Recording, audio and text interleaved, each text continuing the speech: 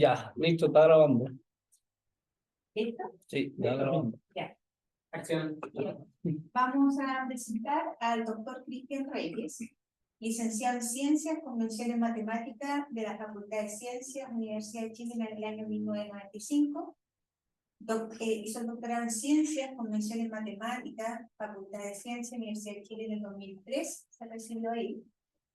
Ha participado en varios proyectos de investigación más desarrollo en educación ligados al CNN y CIAE de la Universidad de Chile. Ha participado en la elaboración de estándares para la formación inicial de profesores de enseñanza básica y media en matemática. Fue parte del equipo de matemática de la UCE, el Mineduc. Formó parte del equipo que diseñó la carrera de pedagogía básica en la Universidad de Chile. También forma parte del equipo en este minuto del equipo directivo de ARPA y es monitor de 2 talleres R. Paula en Lo Barnechea. Y ha participado como monitor de varios talleres RPA Acción. También tiene varios proyectos, CONIS y FONDES, donde en INACAP, en INACAP es activando la resolución del problema en el aula para estudiantes de primer año de INACAP. ¿Bien? Y un FONDES, videojuegos educativos, escenarios contextualizados de apoyo a la educación escolar mediante videojuegos educativos y muchos proyectos más. También varias publicaciones, muchas con el profesor Feller. También, él es subdirector entonces de la iniciativa ARPA, activando la resolución de problemas de aulas, investigador del Centro de Investigación Avanzada en Educación. El título de su charla es Resolución de Problemas, una práctica que poco se practica. Bonito título. Así que, adelante. Gracias, Sonia. Muchísimas gracias a todos. Gracias por estar acá. Entiendo que mucha gente está en Valparaíso en alguna actividad. Sí. Así que les agradezco mucho que estén. Agradezco que esté Manuel, un querido compañero de la Facultad de Ciencias. Y de hecho trabajamos en la misma área. Nuestra tutora es la misma Alicia Lara. Y matemáticamente somos hermanos. Exacto. Manuel es mucho más joven. Soy el hermano menor. Bien, como decía Sonia, vengo a hablar de resolución de problemas. Pertenezco a la iniciativa ARPA, activando la resolución de problemas en las aulas, que es una iniciativa que nace en el Centro de Modelamiento Matemático y en el Centro de Investigación Avanzada de Educación, y todavía seguimos viviendo ahí.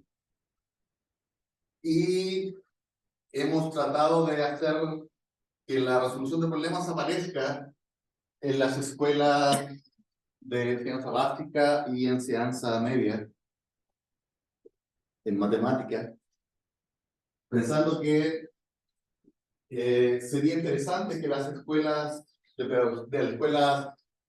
de nuestro país hicieran cosas como que las hicieran los profesionales. Que en la clase de música se haga música, que en la clase de ciencias se haga ciencia, y en la clase de matemáticas se haga. Y entonces lo que proponemos es que los estudiantes trabajando en grupo resuelvan problemas matemáticos con las herramientas que tengan. ¿Ok?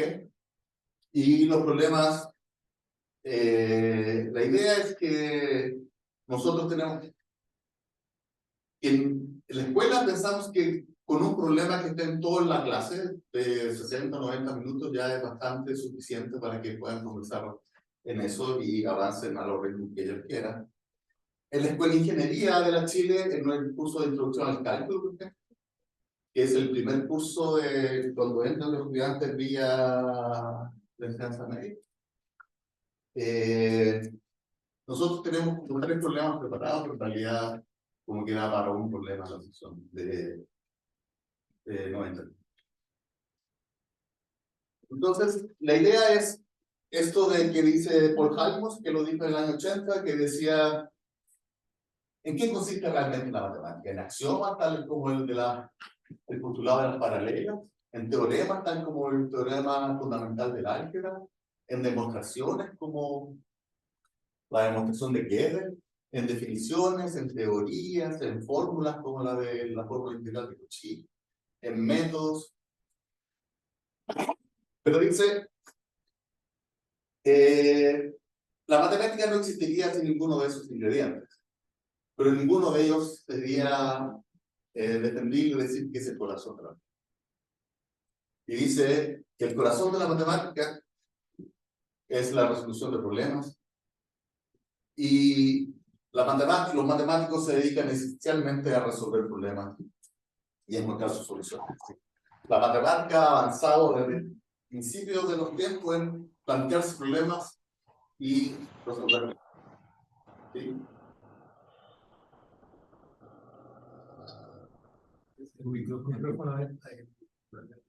De Miguel. Y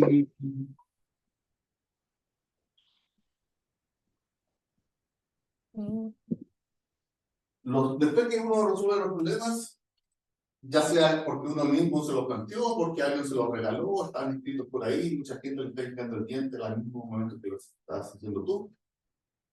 Uno trata de resolverlo y mientras lo resuelve avanza la matemática. ¿Sí? Obviamente después tenés que demostrar que tu solución es correcta y tenés que demostrar que no hay más soluciones y qué sé yo. Y después te juntáis con demás matemáticos y le contáis lo que está pasando. Y es vieja. Y en educación matemática la resolución de problemas también es vieja. Esto es del año 45 que lo escribió Polya, del siglo pasado. Lamentablemente lo que Polya dijo como una descripción de lo que hacían los matemáticos, mucha gente lo tomó como una prescripción. ¿Sí? Polya en su libro dice, cuando los matemáticos resuelven matemáticas, resuelven un problema, tratan de entender el problema, proponen estrategias heurísticas, lo resuelven y se vuelven atrás para ver si tiene sentido su solución. Lamentablemente, mucha gente creyó que eso era un paso a paso. De hecho, hay textos escolares que hoy día tienen cuál es la pregunta, segundo renglón, cuál es su estrategia, tercer renglón, cuál es la solución, cuarto renglón, devuelve a ser. Y cuando, obviamente, cuando uno hace matemáticas, todas esas cosas van apareciendo al unísono y desordenadamente. Y se cae una estrategia, tira y otra y así. Una cosa que dijo Polya en ese libro que nadie lo comenta mucho, o sea, de aquí la cosa de Polya es como lo comenta. Polya dice, cada problema, cuando tú resuelves cada problema, hay mucha creación, mucha creatividad en eso. Pero incluso un problema chiquito, vas a poner en juego tu creatividad, y si lo resuelves te vas a sentir bien, vas a sentir la gloria en eso. O sea, no sé, yo sé, han visto matemáticos por ahí, que cuando están variando la cosa, no me salió el problema, ¿sí?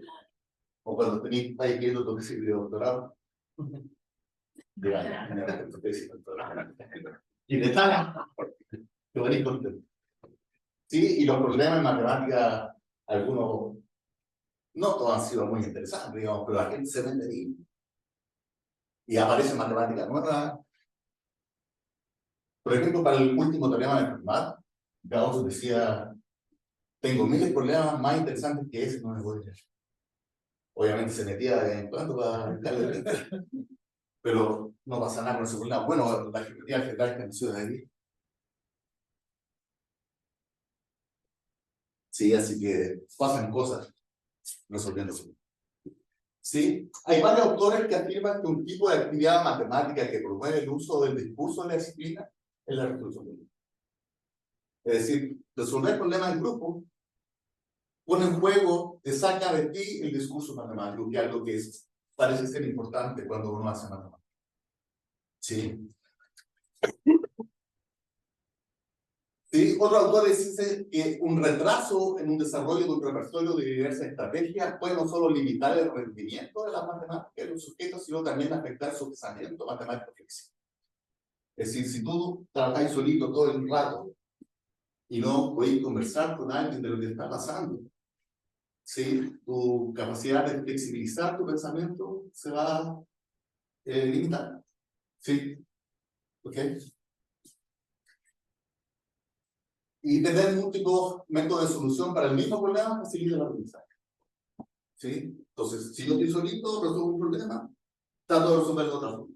Pero si estoy en grupo, eso va a salir naturalmente también. Anna Spar dice que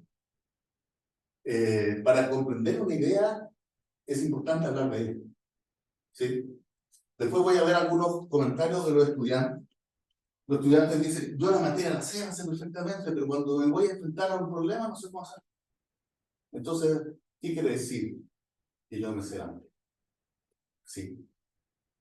¿Sí? Y en los matemáticos en general somos como súper rigurosos con nuestra disciplina, pero cuando hablamos de otra disciplina, por ejemplo, a veces se nos escapa un poco el rigor. Sí, yo siempre le digo a mis estudiantes en general, pero todos sabemos que eso no pasa nada, digamos. Es como decir al estudiante, estudien. No pasa mucho hasta que ellos se ponen a hacer cosas y pueden decidir un método propio que les permita decidir si lo que están estudiando lo están aprendiendo. Sí, el trabajo colaborativo, esto fue escrito a principios del siglo pasado. El trabajo colaborativo, o sea, yo no sé, pero es cada vez más difícil encontrar paper con un solo autor. No sé si a ustedes les pasa lo mismo. Casi es muy raro. Yo conozco a Julio Cristian González en la Serena que le gusta escribir solo, pero en general es difícil encontrar gente que escriba artículos solo. Cada vez se necesita más el trabajo. Sí, y esto también fue escrito en el año 98.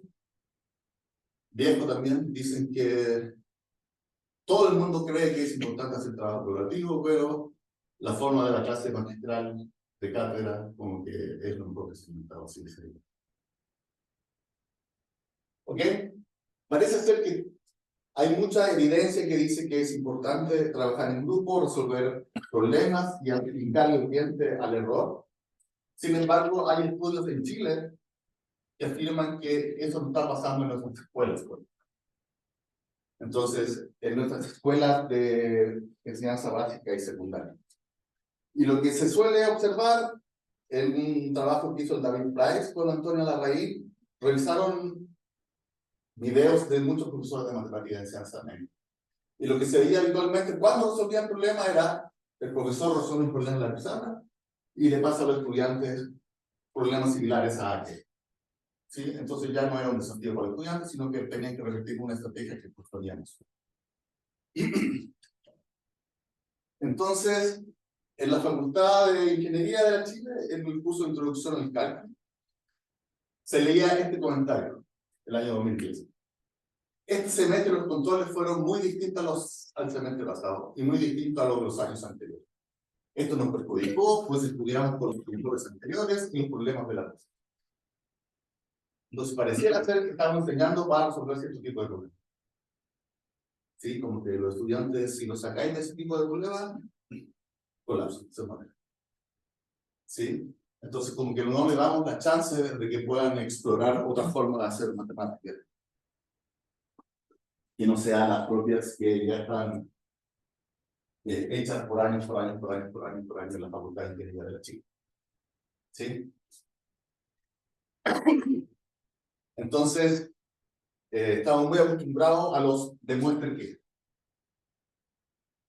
¿Sí? Demuestre que un conjunto con n elementos tiene 2 a la n subconjunto. Y hay veces que somos más precisos. Demuestre usando inducción que un conjunto con n elementos tiene 2 a la n subconjuntos. Pero el estudiante ya sabe entonces la respuesta. ¿Sí? Nunca se puso a calcular. ¿Ok? Entonces, lo que hicimos fue tener, esto es como un curso habitual en la escuela de ingeniería, en matemáticas. Una cátedra expositiva, una clase auxiliar, y clase auxiliar es ayudante. ¿Sí? Y otra clase. ¿Sí? De más o menos 90 minutos. Tal vez la auxiliar es como más larga. Puede ser una hora. Después lo que hicimos fue una cátedra, sesiones de RP, trabajo colaborativo, y sesiones de RP, trabajo colaborativo. No teníamos. Había una cátedra. ¿Sí? Y cuando nos volvimos más radicales, pusimos puras sesiones de RP. Oh. No vuelvo, tranquilo. Ok. Bien, y ahí lo que hacíamos era tener videos de 6 minutos a lo más. Sí, los estudiantes veían algunas ideas en los videos y después trabajamos con el resolución del problema. Ah, ese RP es Trabajo en la Entonces, no hay carga de exposición, eso lo implementar o no lo Sí. implementar. ambas cosas. Ya. Sí. Lo iría brindando un curso en este punto. Sí.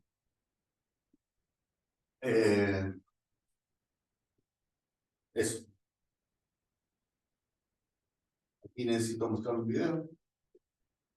Las clases son como de 100 estudiantes, ¿no? Y son 10 secciones.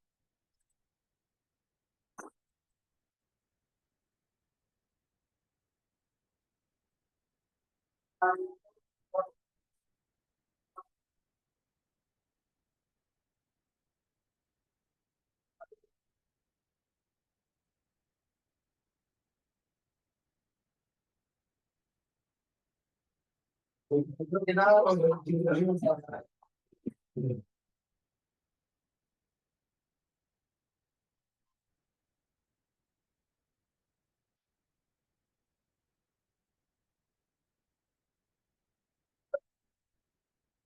estudiantes, si ven una copia del mismo programa. Y pueden revisar solamente el manual del curso.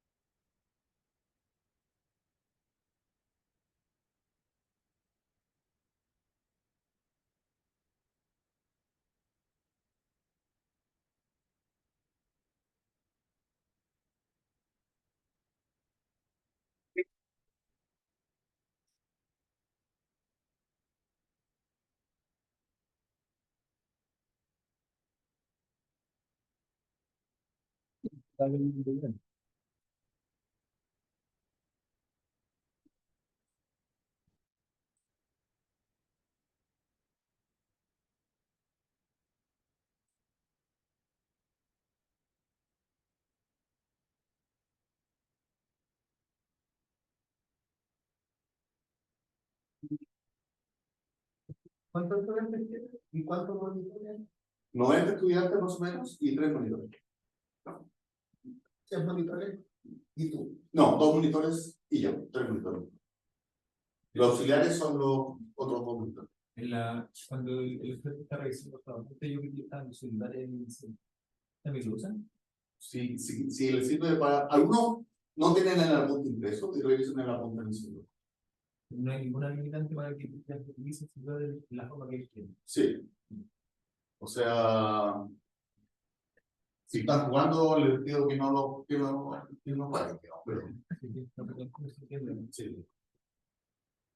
Entonces, los estudiantes se distribuyen al azar y tienen grandes ventajas. Una, van a conocer a todos sus estudiantes, a todos sus alumnos. ¿Sí? Otra, estas relaciones se van cortando. Voy a estar con Manuel, porque Manuel es bueno para la matemática, entonces voy a estar con él. Sí. Voy a estar con Ricardo, me llevo mejor con Ricardo, qué sé yo, o con Francisco, con quien sea. Y se rompen todas esas relaciones, pero se van conociendo los estudiantes. Si no, puede pasar todo el semestre y ni siquiera se están en el nombre. ¿Cuánta gente en aula?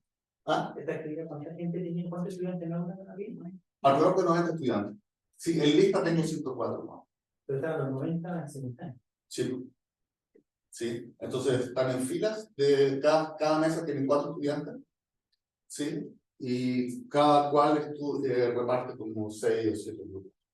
En la actividad, bueno, pensando en los monitores, creo que son 3, 90 estudiantes. Es un grupo bastante importante, digamos, que tienen que atender por cada monitor. el tiempo, ¿cómo funciona eso del tiempo de ustedes? Porque a veces Claro. un grupo necesita un poco más de tiempo que otro. Bueno, hay varias cosas.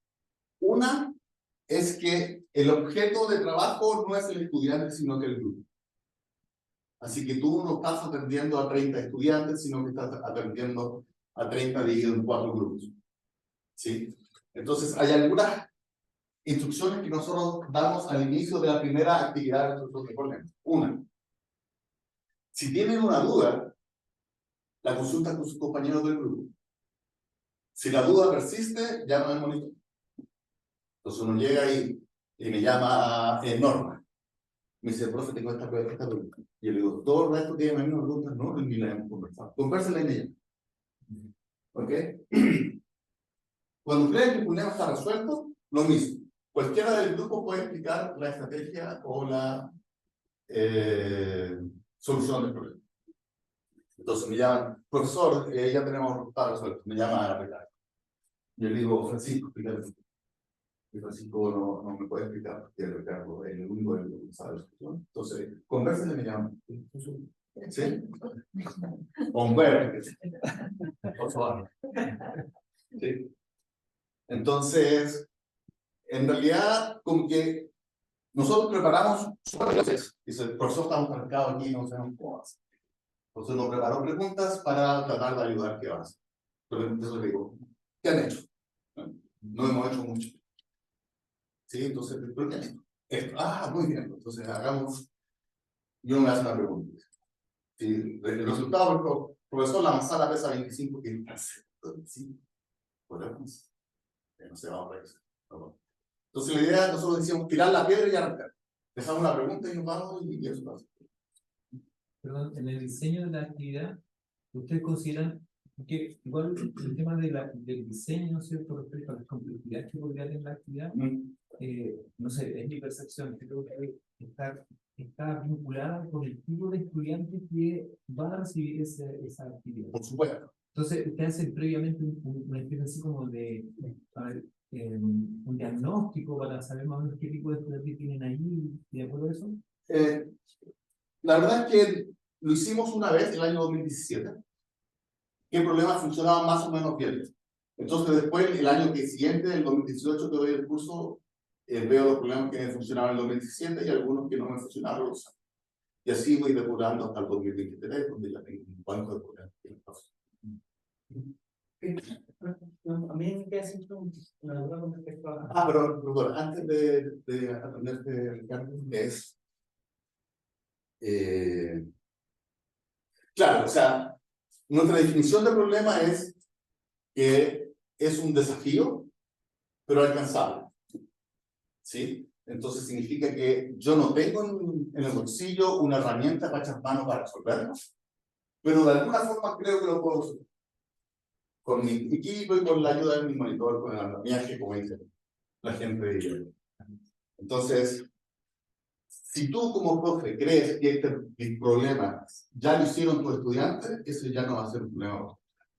Si crees que de este problema Jorgito no lo va a resolver, ni con la ayuda de su grupo, ni con la ayuda tuya, entonces tampoco es un buen problema. Entonces, no es lo que está escrito lo que lo hace un problema, sino la interacción con el sujeto o con los sujetos. Ricardo. Sí, parece que estaba bien en contraste con el modelo clásico de clase positiva, con un temario. Nosotros queremos pasar, no sé, un curso de la de matemática, raíces, polinomios, factorización, etcétera, distintas materias. Entonces, porque se supone que al final del curso los estudiantes tienen ciertas herramientas matemáticas que son base para lo siguiente y que nosotros creemos honestamente que le va a servir para su desempeño profesional. Por cosa que no nos consta, pero nosotros creemos eso. Y entonces, cuando el estudiante parte con un problema o un desafío que tiene que, como decías tú, calibrado para que pueda hacerlo, entonces ese proceso de adquirir la herramienta matemática que los estudiantes en teoría no la conocen, no la manejan bien, por se enfrenta con esta parte de la formalización, que después le ayuda a la generalización y poder salirse de la capacidad de resolver ese problema y ser capaz de resolver otro problema que el enunciado puede ser muy distinto, sin embargo, se resuelve con los mismos metodologías matemáticas que están acá. Este proceso, yo no lo veo todavía completamente claro en este proceso de partir del problema. Y el tiempo que puede ocupar ese proceso, desde el problema a la formalización de la teoría que le permite al estudiante enfrentar otros. Ok. No me quedó clara tu pregunta, pero voy a tratar de El profesor no sé, pues, interpretar. tiene las ecuaciones del segundo grado que puede haber un problema de lanzamiento proyectil. Sí. Si entonces tiene lanzamiento proyectil, no sé, alguna cosa, y tiene que resolverlo de alguna manera, la distancia que recorre, para poder llegar al estudiante que conozca la ecuación del segundo grado, sus propiedades, etc. Mira, en la versión de una cátedra y dos RP, en la cátedra pasamos por tele y definimos cosas y demostramos problemas. Eso es número clásico. Sí, la clase de cátedra de cátedra es yo, Cristian Reyes, demostrando el teorema fundamental. Sí. Y cuando tenemos solamente tres sesiones de RP, está en los videos, están las definiciones, no le vamos a llamar puntitas, le vamos a llamar vértices, okay. Y soluciones de Uchi van a estar ahí, y no sé, sustituciones van a estar ahí, y la pueden revisar y está la punta. Y después las secciones de RP hacemos. Y no sé, hoy día tenemos de las 9 secciones, 3 estamos haciendo RP. Las otras 6 están haciendo sus clases habituales. Y las pruebas son igual para todos. Eso a mí es muy importante para medir para ya, perfecto. Entonces tienen una sesión de clase formal y supuestamente en esa clase ellos tienen las herramientas matemáticas para poder resolver el problema que se le van a aprender después. Se supone, yo no sé si a ustedes les pasa, pero yo mi estudiante dan el examen y no se acuerdan de nada. No pasa eso.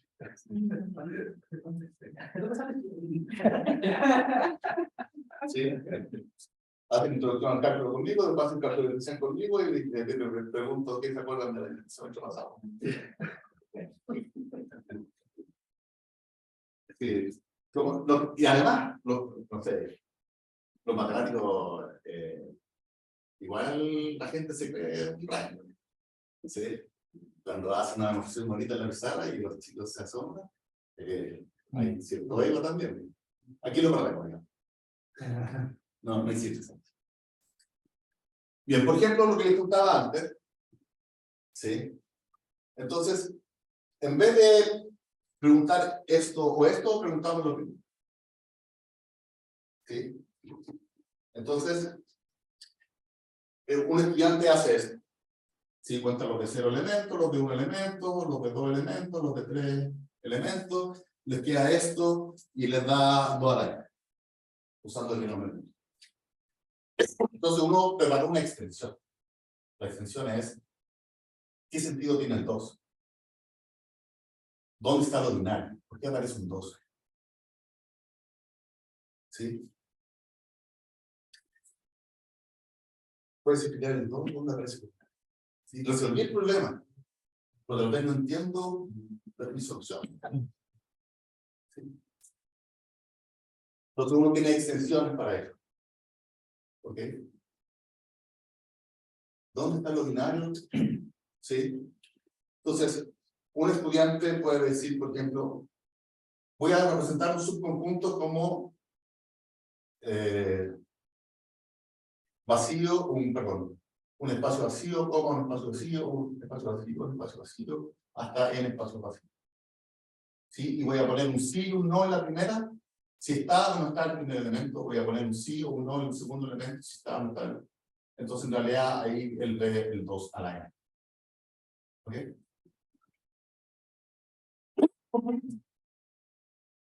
Bien, entonces, lo que hicimos fue hacer, le preguntamos a estudiantes de introducción al álgebra e introducción al cálculo. Todos habían reprobado el curso del semestre anterior. No hubo clases, solo sesiones de RP, monitores entrenados, sesiones de 90 minutos, sesiones de 90 estudiantes con 40 ¿ok? Incluyendo la mía. Y hicieron una entrevista y encuesta, entrevista solamente. La pregunta era, ¿eres bueno para las matemáticas? ¿Cuál es tu participación en los grupos? Si tuvieras que resolver un problema en forma individual, ¿cómo te iría? Si tuvieras que resolver un problema en forma grupal, como diría, si tuvieras que resolver le mostrábamos un problema en forma individual, como diría, y lo mismo con en forma grupal. ¿Sí?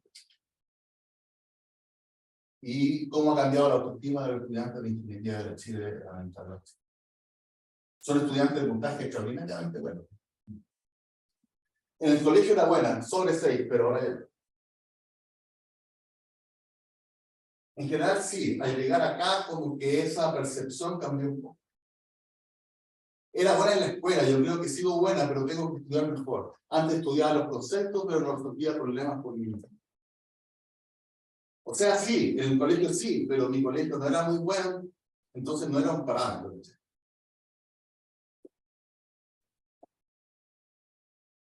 No. Sí, entonces nos llega estudiantes que son no la estrella de su curso, son la estrella de su colegio. Algunos son la estrella de su comuna y llegan acá y la autoestima les baja. Sí, el primer control, un 2,5, un 3,5. ¿Sí? Entonces,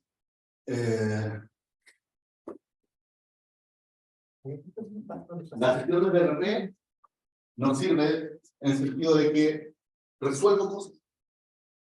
Cada semana estoy haciendo cosas, resolviendo cosas. Tal vez con ayuda de mi compañero, pero estoy resolviendo cosas. ¿Sí? Mi autoestima aumenta. ¿Sí? Me siento bien. Tengo una consulta ahí. Respecto al grupo, cuando el grupo participan entre ellos, ¿cierto? Ellos discuten. Sí. Ustedes tienen, porque de repente puede que algún estudiante no haya llegado en las condiciones como para participar en el grupo y se empieza como a mirar. ¿Eso ustedes lo detectan? Sí, es parte del monitoreo que el grupo esté trabajando en conjunto. Entonces, si alguno está trabajando solito, lo motivamos a que siga trabajando con el grupo. Yo no sé si vieron el video, un muchacho que andaba con bufanda, que se movía así como chiquillo. Era del espectro Asperger. ¿Sí? Y ese estudiante daba las pruebas solito. No, se ponía muy nervioso de dar las pruebas del grupo, en el curso completo. Pero se animó a participar en las sesiones de RP. Sí, que no participaba en otras cosas, pero se animó a la sesión de RP y daba buenas ideas y compartía con sus compañeros y hablaba. ¿Pero ahí ustedes tuvieron que hacer alguna mediación? Mira, lo que pasó fue que existe algo así como una oficina de bienestar estudiantil y nos mostraron este caso de este estudiante, ¿sí? Que venía del colegio. Y nosotros le dijimos que podía participar, sería interesante que participara, y lo tratamos con mucho cuidado, pero después se integró fácilmente.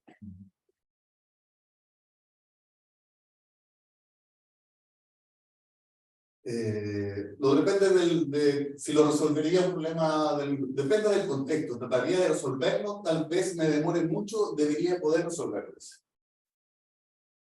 ¿Cómo debería resolver el problema? Bien, porque, no sé decirlo, compartimos ideas, desarrollos, y estamos perdidos, y si estamos perdidos podemos llamar a alguien, pero siempre lo resolvemos. ¿Sí? Bien, porque cada uno tiene distintas perspectivas y visiones, y eso permite ver el problema de diferentes formas y atacarlo más contundentemente. Individual, yo creo que me iría de forma regular, en razón de que este problema es de la materia de la semana pasada y el tiempo que está en el fin de semestre no me ha dado tanto como para repasar este apunte y eso materias específicas. Haría algo, no me quedaría en blanco, pero quizás la metodología que utilizaría sería poco práctica. Me dolería más o supondría cosas que no son verdad, pero por lo menos algo supondría, cuando se sentía más en figura individual y en grupo. Yo creo que me iría bien, porque quizás nos demoremos un poco por este mismo tema de que es materia como nueva, pero por las nociones, de las pocas nociones que cada uno tenga del problema. Entonces en individual no me iría tan bien, en grupo ella tiene fe, y me iría bien.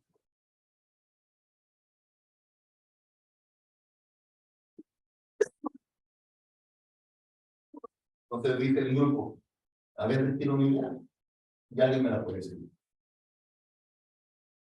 Creencias de la matemática. En general yo siento que las matemáticas en teoría las puedo entender muy bien, pero el problema principal que tengo es que a la hora de la práctica, porque siento que aprender materia, por lo menos a mí, se me hace fácil, más allá de memorizar, porque puedo usar las fórmulas, puedo saber cómo funcionan las cosas, pero al momento de colocarlo en el papel, de ponerlo en la práctica me cuesta un poco más.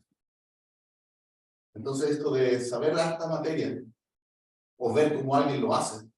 Mi estudiante de ingeniería está muy acostumbrado a ver cómo lo hace el auxiliar, ver cómo lo hace alguien en internet, ver las pautas, cómo están hechas las pautas de los años anteriores, pero no hicieron nada. ¿Sí? Entonces, ponerse a hacer es algo que a nosotros nos importa mucho, ya yo lo he dicho. Respecto a los grupos aleatorios, dice, en eléctrica tenemos el mismo grupo todo el semestre. Y ya sé cómo piensan. En grupos aleatorios puedo conocer a mis 90 compañeros de distintas formas de pensar. Y este es el estudiante que les comentaba. Yo no hablaba antes. En actitudes, hay veces que mi única misión es mantener la perseverancia. Cuando estamos todos medio frustrados, yo trato de levantarme. ¿Sí? También hay cambios de roles en los grupos, al grupos al azar. Hay veces que yo soy el líder de mi grupo y hay veces que no. Es que yo tengo fe de que si no sé algo, el otro sí va a saber algo y va a salir lo que tenemos.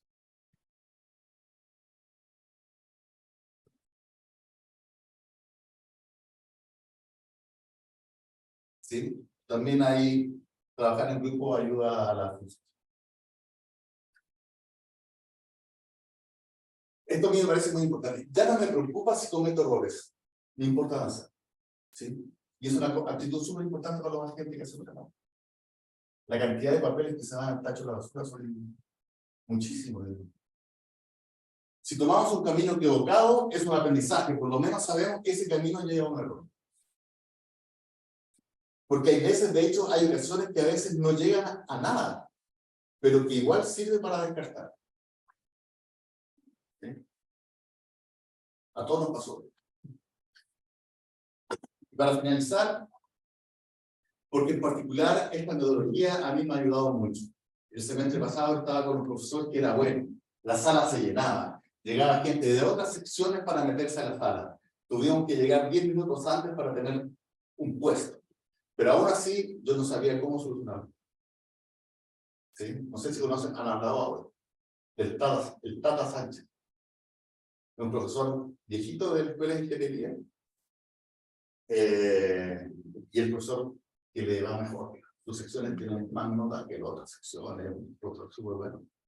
Pero aún así, este estudiante decía que estar en la cátedra de Tata Sánchez no le servía para resolver problemas. ¿Sí? No basta ver cómo alguien hace algo. ¿Sí? No sé si conocen la historia de Diego Maradona pegando los travesaños. 10 veces seguía y le pegaba. Y se le devolvía y seguía pegando. Zidane dijo que nunca pudo. Por más que diga Diego, digamos, no se puede. Pero Ronaldinho lo hizo, ¿no? ¿Sí? Zidane no puede. Ok. Bueno, eso es lo que quería contar. Muchas gracias.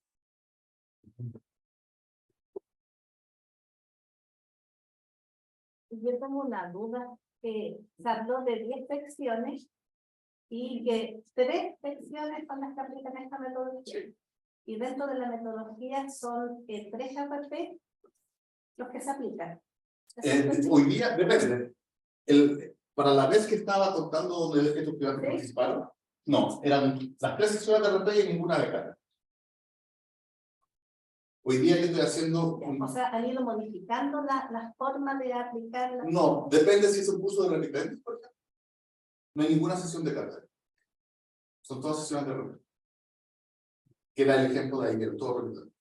Ya, o sea, si entiendo bien, en un semestre toco una sección de puros repitentes, a esa sección solo se le aplica a repetir todas las clases. El profesor que quiera. Claro, por supuesto, porque los otros tienen, ya, pero la metodología que ellos tienen una plataforma donde tienen todos, porque todos se enfrentan a la misma prueba. Sí. Mi pregunta es, ¿todos tienen la misma materia, todos significadas dentro de los profesores que no siguen esta metodología? Hacen ejercicios, aparte de sus demostraciones, todo eso lo tienen todos los estudiantes, incluyendo los que tienen solo RT, si son repitentes. Sí, existe un manual que se llama Apuntes del curso cálculo. Viene semana 1, números reales en términos de recuerdo. Semana 2, orden en los reales. Semana 3, no me acuerdo. Semana 4, pero semana 5, códigos. Y si, por ejemplo, los resultados no son del todo bien, tienen apoyo, participan en un apoyo extra, es decir, que horas de consulta, asisten, tienen ese método de Los estudiantes. los estudiantes. Existe una unidad en la Facultad de Ingeniería que se llama A2 y C, ¿sí? Que es A2 es A al cuadrado de aprendizaje y no me acuerdo la otra. Y existen tutorías de estudiantes de niveles más altos que ellos pueden asistir a esas acciones a preparar lo que quisieran. Y hay una, es bien utilizado, es decir, llevan una estadística de que aprovechan esa instancia los estudiantes. Algunos sí, algunos no. No entiendo muy bien la pregunta. O sea, en el sentido de que, porque algunas veces uno tiene horarios de consulta y la verdad las cosas que no es aprovechado por la gran mayoría de estudiantes, a pesar de que tienen problemas. Entonces mi pregunta es si los estudiantes, dado que son cursos tan numerosos, las sesiones de consulta que tienen extra, ¿las aprovechan bien? ¿Hay conexión? A las sesiones de tutoría que te quitaba de A2 y C, va a tener. Sí, no sé cuánta gente va ni nada, pero existe esa opción, la gente va. Y esos son como los estudiantes que apoyan al profesor cuando están en la RT. Que en el caso, No son los auxiliares del curso. son otras especiales. Sí, son estudiantes que están afuera, no son auxiliares del curso, o tal vez sí, da lo mismo, no es importante. Pero están ahí para, cuando llegue el estudiante, resolver dudas respecto a de los temas que están pasando en ese momento. Y lo otro es que, por ejemplo, en la materia, cuando hacen los ejercicios, los GRP, están totalmente asociados con la materia ya vista o escapan a que tengan una solución de algo que está por venir, por verse. En el caso de cuando no era un curso de repitentes, porque ya me quedó claro que cuando son repitentes tienen solo RT, sino que no, en el otro formato, cuando es un curso que hay, por primera vez se están enfrentando a estos RT y tienen clases formales en la pizarra. No, son los temas, los problemas están asociados a tópicos del curso. Y habitualmente son tópicos que están alrededor de la última cátedra del profesor. Sí, pero en un formato un poco distinto, digamos. Sí. ¿Ustedes tienen alguna evidencia de que las actividades que ustedes realizan en el aula, digamos que incentivan o motivan el estudio de los estudiantes fuera del aula? O sea, que no sea en las horas de clase. No tengo ningún estudio al respecto. Pero, o sea, lo que usted percibe es que haciendo estas actividades grupales, ellos fueran como que se les hace más fácil reunirse y conversar sobre los problemas o no. O eso no se ha podido percibir tú como profesor cuando hacen las actividades. No, del trabajo de fuera de aula no tengo ninguna información concreta. Claro, porque... Lo que sí, pues, este año les pregunté cuál, porque, no sé, la introducción al cálculo tiene algo brutal, tiene 6 controles en el semestre, cada 2 semestres tiene uno. Entonces, en un control no les fue bien a mis estudiantes, les pregunté que cómo estaban estudiando. Entonces, me decían que en general sí estaban trabajando en grupo. Pero, y un colega hizo lo mismo y estaban trabajando menos en grupo. Pero no tengo más información formal ni que sea significativamente verificable. ¿No pretenden hacerlo? Hay un estudio que está haciendo un estudiante que se llama Gonzalo Sala. Está viendo otras cosas. Por ejemplo, están viendo 3, los psicólogos le llaman constructos. Es autoeficacia, esfuerzo hacia la matemática y ansiedad matemática. ¿Sí? En un semestre, en 3 cortes. Y lo que se ha observado es que el esfuerzo decae invariablemente. Ya sea que estés aprobando el curso, ya sea que estés reprobando el curso, o ya sea que te estás eximiendo del curso, el esfuerzo de hacer finalización. La autoeficacia se mantiene más o menos arriba en estudiantes que entraron con buen puntaje, con los mejores puntajes al año. ¿Sí? Y la autoeficacia como que se nota que va decayendo en los estudiantes que no entraron con tan buen puntaje o para buen rango. ¿Sí? Y la otra variable, ¿cuál era? Ansiedad. La ansiedad, la diferencia notable es entre varones y mujeres. Las mujeres en la escuela de ingeniería sienten mucha más ansiedad hacia el final del semestre que los hombres. Significativamente. Una consulta sobre las evaluaciones. Las evaluaciones que están haciendo durante el periodo que están implementando esta metodología, son prácticamente las tradicionales que ha tenido la escuela de ingeniería. Sí. O sea, no hay una variación en el instrumento de evaluación, el grueso. No.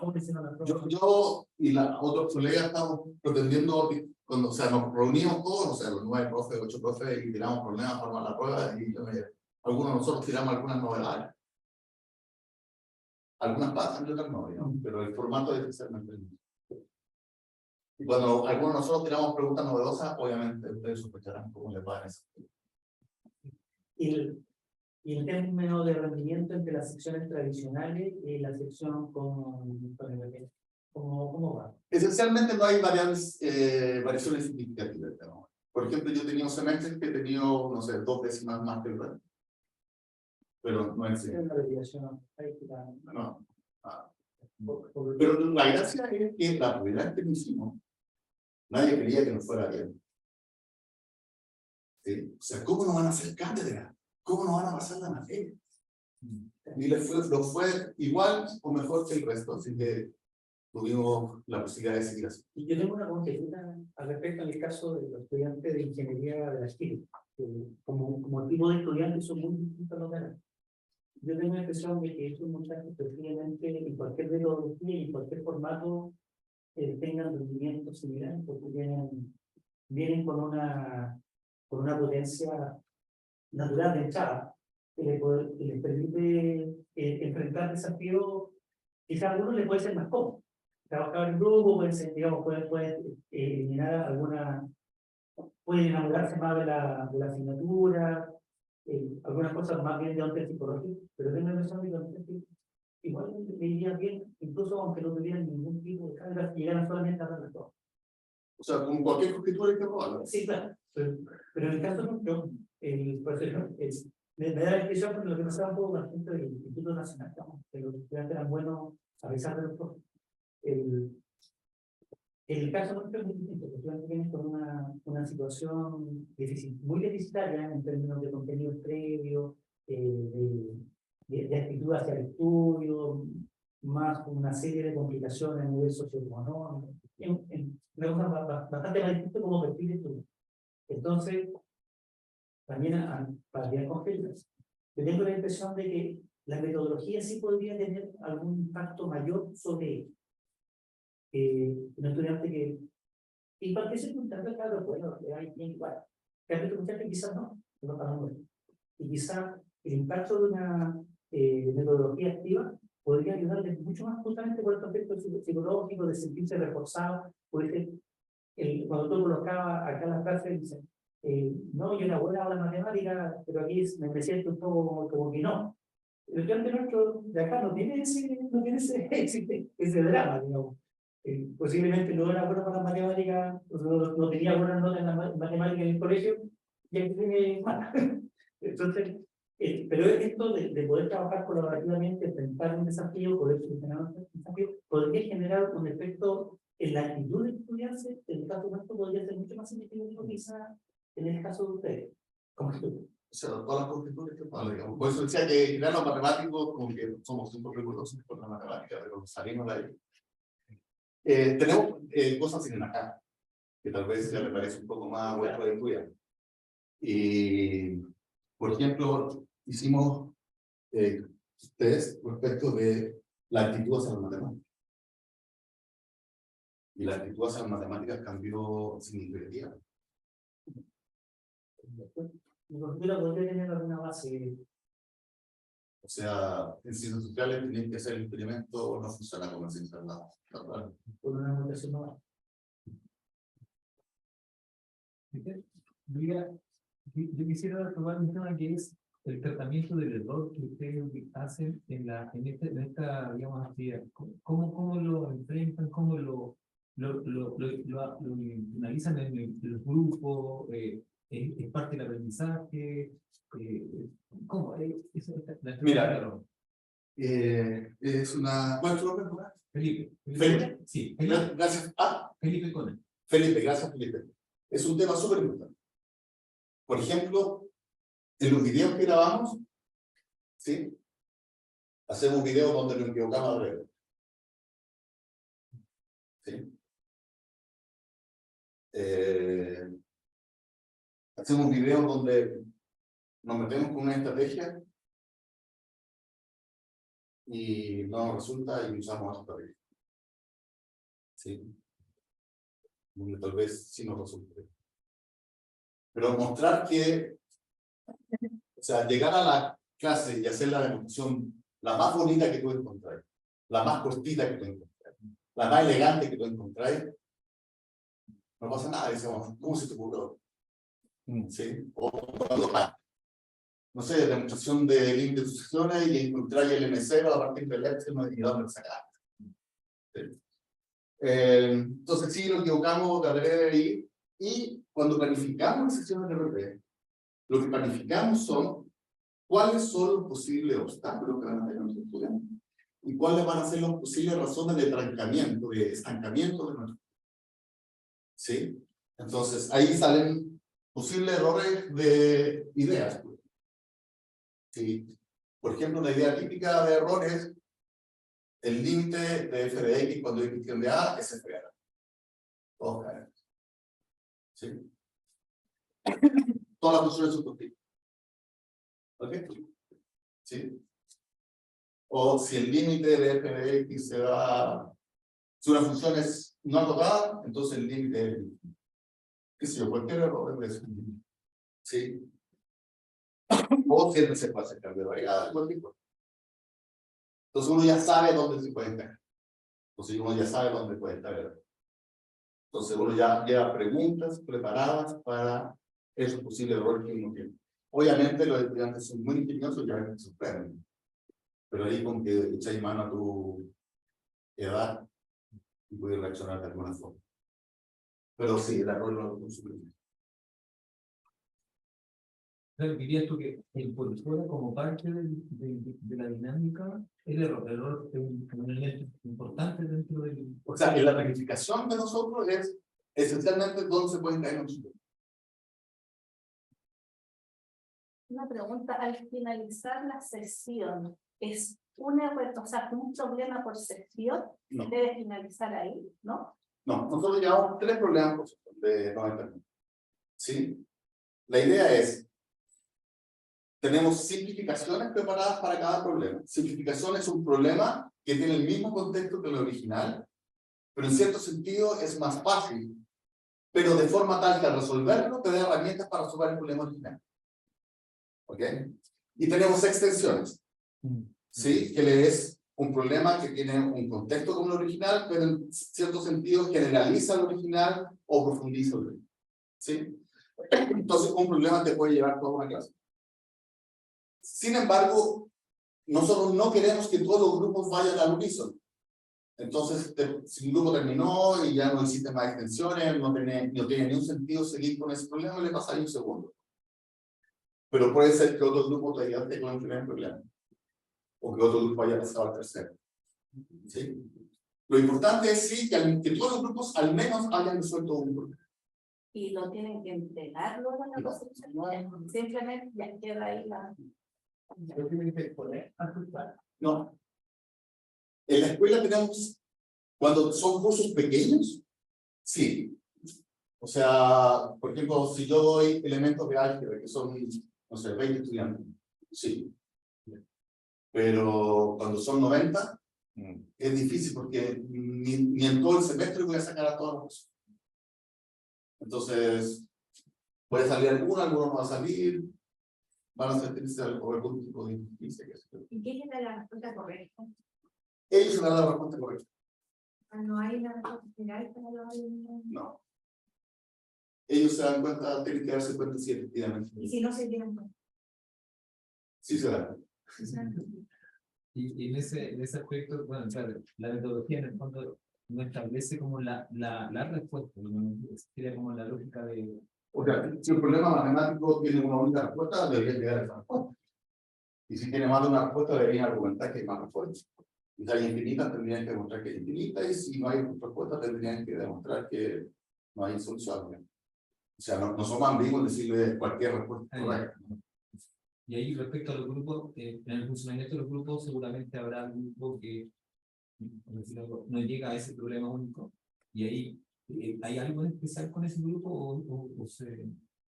Me refiero a que no alcanza a resolver el En general no pasa, digamos. O sea, son problemas como que ya hemos planeado y puesto en escena desde el 2007 hasta acá, así que como que no pasa. La mayoría empieza el segundo, algunos empiezan el tercero, qué sé yo. Así que en general, o sea, siempre me ha pasado que el primer problema lo resuelven. Y si hay algún grupo que han pasado, no sé, 45 minutos y siguen pegado en problema, tengo que meterme ahí y hacer preguntas mucho más dirigidas para que avancen en ese problema. O sea, la frustración es el peor cupo que podemos tener. Es la frustración El peor cupo que podemos tener. Y lo que pasa es que hoy en día eso es una cuestión súper importante, el detectar esa frustración en los estudiantes, porque si uno detecta eso, le permite por lo menos avanzar con ese estudiante. Claro, o sea, hoy día las películas, las series, cualquier cosa, tenía el botón de saltarte la introducción. Sí. O sea, quieren todo al tiro. Sí. Sí, saltarte el episodio siguiente. No quiero escuchar la canción de Big Bang Theory. Sí, bueno, no, hay que estar como muy vivito para que vayan hincando el diente de que tienen que ser perseverantes y de que está bien si pasa media hora sin hacer o que tú estés estudiando en tu casa y pases mucho rato si hay hincado el diente y no vas a hacer mucho.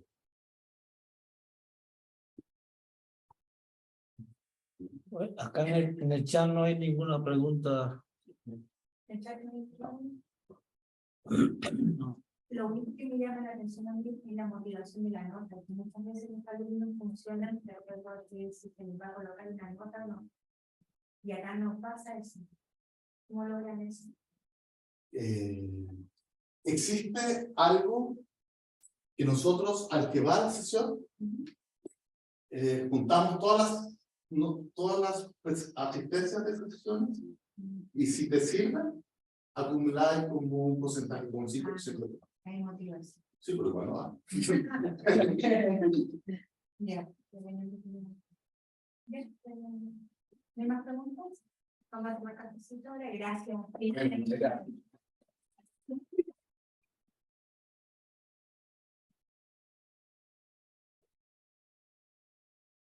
Vamos.